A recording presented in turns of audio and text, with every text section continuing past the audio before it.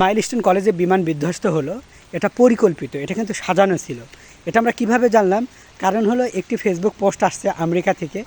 তো সেখানে লেখা আছে যে বাংলাদেশের একটা স্কুলকে তারা ধ্বংস করবে, কলেজকে ধ্বংস করবে আর কি, ধসে ফেলবে। এবং তারা এআই দিয়ে ভিডিও বানিয়েছে, যেরকম বিমান যাচ্ছে বিল্ডিংয়ের মধ্যে, আগুন ধরে যাচ্ছে, এরকম বানানো শেষ। তো এখন যে পোস্ট করলো, আমার প্রশ্ন হলো একদিন আগে আমেরিকার ওই লোক কেমন করে জানলো যে বাংলাদেশে একটি কলেজে বা একটি শিক্ষা প্রতিষ্ঠানের উপরে বিমান হামলা করা হবে বা ধসে দেওয়া হবে? এটা কেমন করে জানলো বলেন তো? ও নিশ্চয়ই কোনো না কিছু জানতে পারছে। এটা তো পরিকল্পিত। কারণ আপনি দেখুন না, টিভিতে দেখা হচ্ছে পরিকল্পিত যে একটা দলিল আছে। দলিলটা কি? লাশের সংখ্যা কেন গোপন করা হচ্ছে? তার মানে এরা জানে যে আক্রমণ করা হবে এবং এটাতে অনেকগুলো মানুষ মারা হবে, যেগুলো এই এই এটা যেন প্রকাশ না পায়। এই জন্য কতগুলো লোক বাচ্চা মারা গেল, এগুলো তারা প্রকাশ করছে না। কেন করছে না? কারণ তারা তো জানে তারাও তো এটার সাথে জড়িত। নতুবা একদিন আগে, এই হামলার একদিন আগে কিভাবে একজন আমেরিকার লোক এটা পোস্ট দিতে পারে যে একটা বাংলাদেশে একটা মানে এই বাংলাদেশে একটা প্রতিষ্ঠানে এটা ধ্বংস করা হবে, ধসে দেওয়া হবে বা এরকম কিছু বিমান।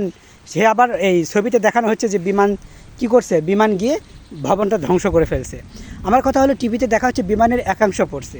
আরে ভাই, পুরা বিমানটাই তো তার উপর পড়ছে, একাংশ আপনারা কেন নিউজ করেন? আর এই যে মারা গেছে, এটা তো অ্যাক্সিডেন্টলি মারা গেছে ধরেই নিলাম, তাহলে আপনারা লাশ কেন গোপন করছেন? নিশ্চয় এই হামলার পিছনে, এই যে বিমান বিধ্বস্তের পিছনে আপনারা নিজেরাও দায়ী আছেন।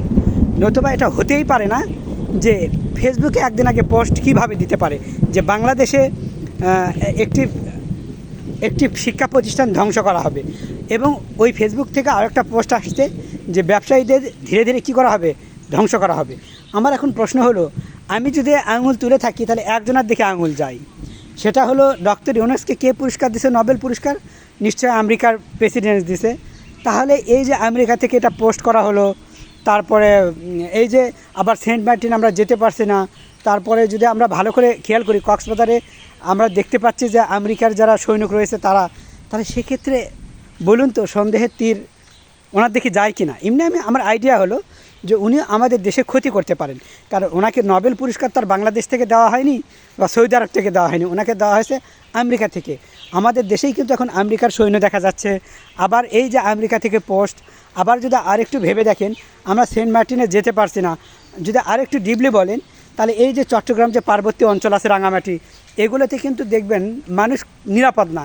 এই যেই যাচ্ছে তাকে আক্রমণ করা হচ্ছে, মারা হচ্ছে। দেশে যে পরিমাণ খুন শুরু হয়ে গেছে, মনে হয় এত যে পরিমাণ খুন আর কি ছড়িয়ে পড়ছে, এত দ্রুত করোনা ভাইরাসও ছড়ায়নি। মানে যেভাবে এই বাংলাদেশে এখন খুন হচ্ছে, মানুষের জীবনের এক বিন্দু নিরাপদ নাই। মানুষকে মারার জন্য একটা আফসোস পর্যন্ত করতেছে না। এইটুকু মনে হচ্ছে না যে আমি মানুষকে খুন করি, আমি তো বড় পাপ কাজ করে ফেললাম, আমার জীবনে ক্ষমা হবে না। এই যে সোহাগকে মারছে পিটছে, তাদের যে সাক্ষাৎকারগুলো দেখছেন, কোনো আফসোস বোঝা যায় মারার পরেও? মানুষের মন এতটা পাষাণ হয়ে গেছে, পাথরের চোখেও মনে হয় একসময় কান্না আসে, কিন্তু মানুষের চোখে কান্না আসতেছে না। কারণ এটা তো কুমিরের মতো হয়ে গেছে, তাই না? কুমিরের যে এরকম কান্না দেখা যায় না, মানুষ এখন পাথরের চেয়ে এদের মন শক্ত হয়ে গেছে। মানুষকে মারা বলেন, খুন করা বলেন, গুম করা বলেন, মানে টাকার বিনিময়ে মানুষ সব কিছু করতে পারে। গদির কারণে মানুষ অনেক নিচে নামতে পারে, যেগুলো বলার মতো না। আমি বাংলাদেশে যারা রাজনীতিবিদ, যারা রাজনীতি করে, তাদেরকে একটা কথা বলতে চাই, ভাই, রাজনীতি আমরা কেন করবা? নিশ্চয়ই দেশের জন্য, দেশের শান্তি ফেরার জন্য, দেশের একটা শৃঙ্খলা বজায় রাখার জন্য, প্রতিটা মানুষকে নিরাপত্তা দেওয়ার জন্য, এবং দেশ যাতে সুন্দরভাবে পরিচয় করে এই জন্য। কিন্তু আফসোসের বিষয় হলো, আমরাই যদি বেঁচে না থাকি, তাহলে এই বিল্ডিংটা কার জন্য, এই দেশটা কার জন্য? আমরা যদি প্রতিনিয়ত খুন হয়ে মারাই পড়ি, শেষ হয়ে যাই, তাহলে এমন দেশের দরকার আছে কি? যেমন আমি একটা বিল্ডিং বাড়ি করব, আমি 6তলা বিল্ডিং বাড়ি কেন করব? বা 8তলা বা 10তলা, যে 10তলা বিল্ডিং বাড়ি বা 4তলা বিল্ডিং বাড়ি ধরেই নিলাম, এই বিল্ডিং বাড়ি কেন করব? যে আমি আরামায়েশে থাকবো, আমি ভালো থাকবো, তাই না? আমি এই জন্য বিল্ডিং বানাবো। কিন্তু ভেবে দেখুন, আমি এত কষ্ট করে যে বিল্ডিং বানাবো, আমি যদি বেঁচে না থাকি বা আমি না থাকি, তাহলে এই বিল্ডিং বানানোর কোনো মানে আছে? বলেন, কোনো মানে আছে?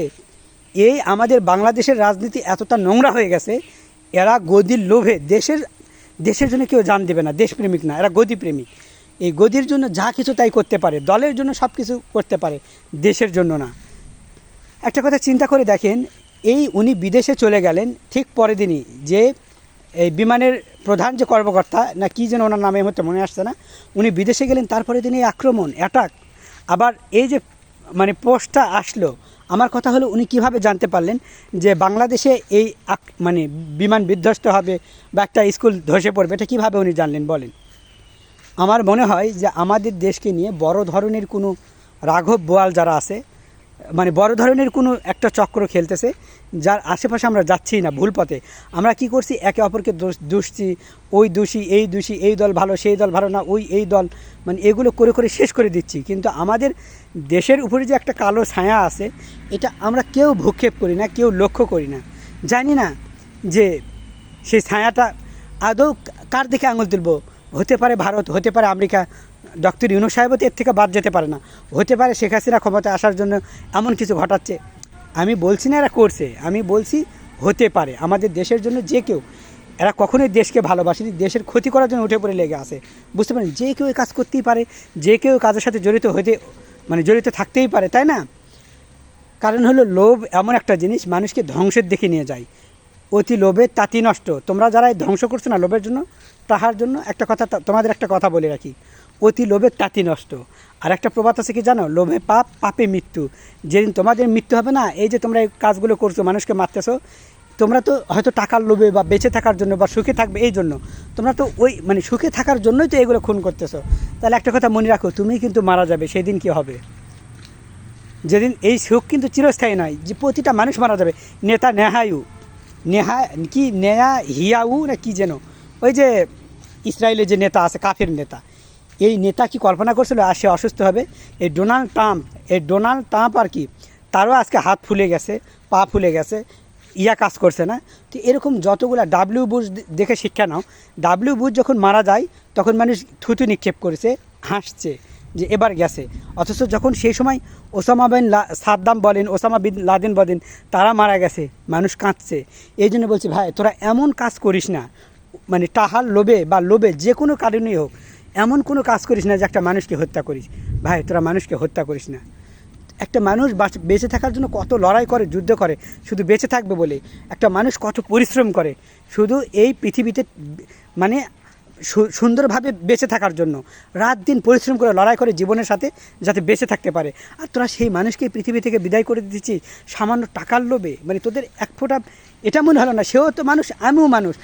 আমিও যদি বাঁচে থাকতে চাই, সুখের আশায় যদি এত কিছু করি, সেও তো সুখের আশায় অনেক কষ্ট করে, পরিশ্রম করে, তাহলে তাকে আমি কেন মারবো? প্রত্যেকে পরিশ্রম করো, নিজের পায়ে দাঁড়াও এবং নিজেকে যেটা সঠিক মনে হয় সে কাজগুলো করো। তবুও মানুষকে হত্যা করো না, মানুষকে মারা মানে এর মতো জঘন্য পাপ কাজ আর কিচ্ছু নেই। ভাই, তোমার সাথে আমার মতামত নাও মিলতে পারে, মিলছে না, বাস আমার এটা ভালো লাগে, তোমার এটা ভালো লাগে না, তো তুমি তোমার মতো থাকো, আমি আমার মতো থাকি। এর মানে এই যে তুমি আমার গায়ে হাত তুলবো বা আমি তোমার গায়ে হাত তুলবো? এইগুলো পূর্ব পরিকল্পিত। আমার এই ফেসবুক পোস্ট দেখে মনে হচ্ছে যেটা পূর্ব পরিকল্পিতভাবে এটা সাজানো হয়েছে। শুধু এটা না, বাংলাদেশে যতগুলো এখন বড় বড় ঘটনা ঘটছে, যে ঘটনাগুলো মানুষ কখনো স্বপ্নেও ভাবেনি, তার মানে এই ঘটনার পিছে রাঘব বোয়ালরা বড় কেউ আছে। তাই বলছি প্লিজ, আমি যে ডক্টর ইউনূস সাহেবকে ইঙ্গিত করে বলছি তার মানে উনি যে হবেন বিষয়টা এমন নয়। উনি যেহেতু দেশের এখন প্রধান, তাই ওনাকে ভাবে বলছি যাতে করে উনি এই জিনিসগুলো ভালোভাবে যাচাই বাছাই করে। আসলে আমাদের বাংলাদেশে হচ্ছেটা কি, আমার প্রশ্ন, আপনারও একই প্রশ্ন তো? আমার সাথে কি আপনার মতামত এক? যদি মতামত ভিন্ন হয় সেটাও কিন্তু আপনি জানাবেন।